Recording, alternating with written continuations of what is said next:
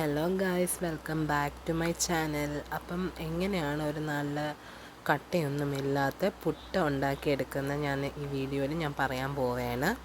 ആദ്യം കുറച്ച് പച്ചവെള്ളം മതി, അതിൽ ലേശം ഉപ്പിട്ട് കലക്കണം. പിന്നെ ഏത് ഗോതമ്പ് പൊടി വേണമെങ്കിലും നമുക്കിതിൽ എടുക്കാം. ഇന്ന ഗോതമ്പ് പൊടിയെന്നൊന്നുമില്ല, ഏതായാലും എടുത്തിട്ട് ഇതുപോലെ വെള്ളത്തിൻ്റെ അകത്ത് ഉപ്പും വെള്ളവും കൂടി മിക്സ് ചെയ്ത് ഇതിൽ ഗോതമ്പ് പൊടി ഇതുപോലെ ഇട്ട് നല്ലപോലെ ഇതുപോലെ ഇങ്ങനെ കറക്കി കറക്കി വേണം എടുക്കാൻ. ഇതുപോലെ കറക്കി കറക്കി വേണം എടുക്കാൻ, കാരണം ഇത് പെട്ടെന്ന് കട്ടയാവും.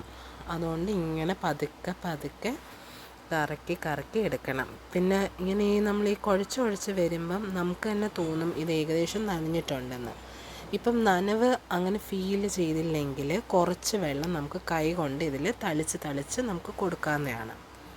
അപ്പോൾ ഇതുപോലെ തന്നെ ചെയ്താൽ ഈ പുട്ടിൻ്റെ അകത്ത് ഒരു കട്ട പോലും വരത്തില്ല. കട്ടിയായിട്ടുള്ള കട്ട ആയിട്ട് പുട്ട് നമുക്ക് കിട്ടത്തില്ല. നല്ല സൂപ്പർ ഗോതമ്പ് പുട്ട് നമുക്ക് കഴിക്കാവുന്നതാണ്.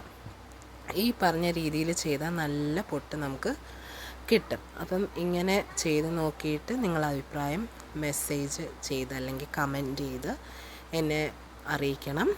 പിന്നെ എൻ്റെ ചാനൽ സബ്സ്ക്രൈബ് ചെയ്യണം, ലൈക്ക് ചെയ്യണം. Okay, thank you.